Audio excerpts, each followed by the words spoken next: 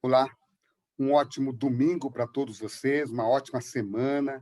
Que Deus os abençoe e os guarde e que você sinta a proteção de Deus durante toda essa semana.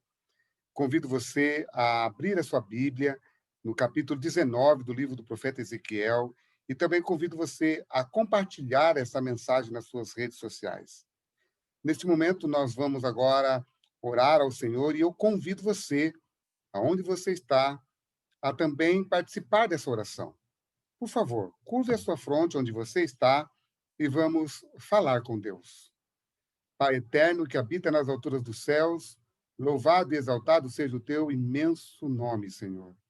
Pai querido, Pai de amor, estamos no início de mais uma semana. Hoje é o primeiro dia da semana e queremos começar mais essa semana, Senhor Deus, estudando a tua palavra.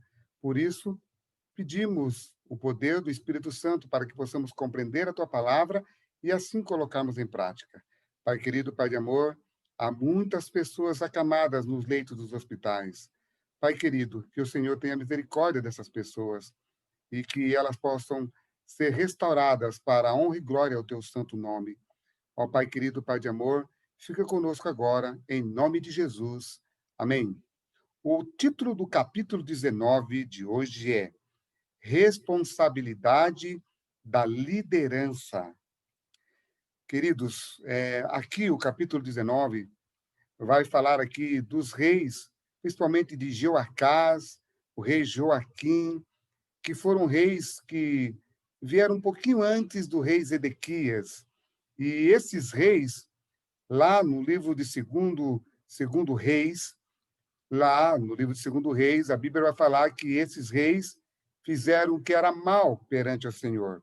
Quando o veredito desses reis fizeram o que era mal diante do Senhor, é porque diante de um Deus misericordioso, amoroso, um Deus compassivo, um Deus tardio em irar-se, ser ou ter um veredito deste é porque não teve solução para essa pessoa. Então, aqui o capítulo 19 vai comparar esses reis como príncipes aqui, mas vão chamar ele de leão ou leãozinho, leoa.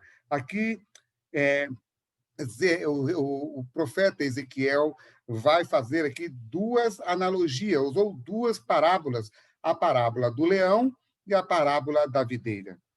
Queridos, no capítulo 18, nós estudamos ontem sobre a responsabilidade individual. Aqui, no capítulo 19, o profeta Ezequiel vai falar da responsabilidade do líder maior. Não pense você que todos esses líderes que estão fazendo essas coisas erradas, todos eles vão sair impunes diante dos olhos de Deus. Diante dos olhos de Deus, todos esses reis, governantes que são colocados ali para liderar, não foram colocados ali sem autorização de Deus, conforme diz a palavra no capítulo 13 do livro de Romanos. Todas as autoridades que foram colocadas no poder foram colocadas por Deus, e cada uma dessas autoridades vão ter que prestar conta do que fizeram com os filhos de Deus. E a Bíblia deixa bem clara lá que nós, como indivíduos, também temos responsabilidade, mas nós temos responsabilidade, e o capítulo 13 do livro de Romanos também diz que nós temos que obedecer essas autoridades, até quando essas autoridades elas estão fazendo o que agrada a Deus. Quando elas não fazem o que agrada a Deus, o que tem que prevalecer na vida do ser humano? O rei maior, o governante maior, que é o Deus Todo-Poderoso. Por isso que aqui no capítulo 19 vai ter um lamento fúnebre. Toda vez que aparece um lamento, um cântico de lamentação dentro da Bíblia, é um cântico fúnebre. É como se Deus estivesse cantando, é como se tivesse pessoas chorando em cima de um esquife ou em cima de um caixão. Olha aí o versículo 1 do capítulo 19, que diz assim: E tu, falando para Ezequiel, e tu, Ezequiel, levanta uma lamentação sobre os príncipes de Israel. Ele vai falar de dois príncipes aqui. Quem são eles? Jeoacás e Joaquim. Esses dois, eles governaram o povo de Deus. Eles governaram o povo de Deus lá no meados dos anos 604, 605. Então, esses reis, eles tinham que prestar contas a Deus. Eles tinham que prestar a Deus, dar a Deus conta de tudo que eles faziam. Mas, infelizmente, esses reis, a Bíblia vai dizer que esses reis eram homens perversos, homens que não fizeram a vontade de Deus e, assim, também não pregaram, também não passaram para as pessoas o caráter do Deus verdadeiro. Então, ele vai comparar eles como leãozinhos. E a Bíblia vai dizer como eles foram levados para os cativeiros. Lembrando que esses reis foram levados para o cativo deste jeito, olha só. Verso 4 diz assim: as nações ouviram falar dele, e foi ele apanhado na cova que elas fizeram, e levado com ganchos para a terra do Egito. Ah, queridos, foram levados com gancho pendurado no nariz. Andaram quilômetros e quilômetros sendo arrastados como um animal.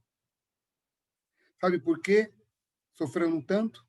Porque desobedeceram à palavra de Deus, desobedeceram à ordem de Deus, não entenderam que estavam ali no poder para glorificar o nome de Deus. E aí, a segunda expressão vai aparecer aqui, no capítulo 19, verso 8.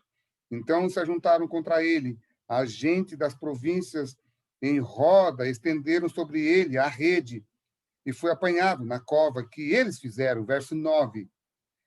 Com gancho meteram-no em uma jaula e o levaram ao rei da Babilônia. Aqui nós estamos falando aqui já de um outro rei que também foi levado cativo para a Babilônia. Queridos, foi levado também com um gancho no nariz. Cada um vai ter que prestar conta para Deus, como nós vimos no capítulo 18. Mas nunca se esqueçam que se Deus colocou você como um líder, talvez eu esteja falando para alguém que é um líder da igreja hoje, saiba que Deus vai cobrar muito mais destes, muito mais de nós que somos líderes da igreja de Deus. Eu também sou líder da igreja de Deus. Eu também fui colocado aqui para liderar o povo de Deus. E ai de mim, se eu não liderar conforme a vontade de Deus. Aqui, agora, na segunda parábola, vai falar da videira. Vai falar aqui que a videira aqui também se elevou. Quando a Bíblia fala se elevar, no versículo 11, tinha galhos fortes para cetros de dominadores, elevou-se a sua estatura. Ou seja, a videira foi feita para dominar, para apresentar às outras nações que, através dela, Deus era o Deus verdadeiro que iria governar o mundo. A nação do povo de Deus foi chamada como videira, mas ao invés de produzirem uvas que saciavam as pessoas, produziram uvas bravas. E então eles não fizeram o que era a vontade de Deus. Ou seja, se os líderes erraram, a nação também errou. Mas saiba que eles tiveram a oportunidade de também não fazer as coisas erradas, mas seguir os seus líderes. Amigos, deixa eu falar uma coisa para você. No capítulo 5, verso 5 do livro de Apocalipse, a Bíblia diz lá que Jesus é o leão da tribo de Judá. Se esses leõezinhos aqui falharam, se esses reis falharam, o rei do universo jamais vai falhar com você. E sabe quem é a videira verdadeira? João capítulo 15, versículo 1, 2 e 3. Jesus diz: eu sou a videira verdadeira e meu pai é o agricultor, todo ramo que estando em mim. Ou seja, eu preciso estar ligado à videira verdadeira. Então, a videira verdadeira aqui, o povo de Deus aqui, era apenas um símbolo da verdadeira videira que era Cristo Jesus. E ele sim produziu bons frutos. E esses bons frutos hoje faz parte da minha vida e da sua vida, que são os atos de Cristo. A justiça de Cristo hoje pode te cobrir. Então, Jesus, o Messias, ele é o leão da tribo de Judá. Ele morreu como um cordeiro para se tornar o leão da tribo de Judá. E ele é a videira verdadeira. Então, entenda, queridos, em Cristo, Nunca vai haver falhas. Em Cristo, eu e você poderemos ter a vida eterna. Que Deus te abençoe e te guarde. Tenha isso como uma lição para essa semana. Em Cristo, você tem garantias da vida eterna. Que Deus te abençoe e te guarde. Que você tenha uma ótima semana. Amém.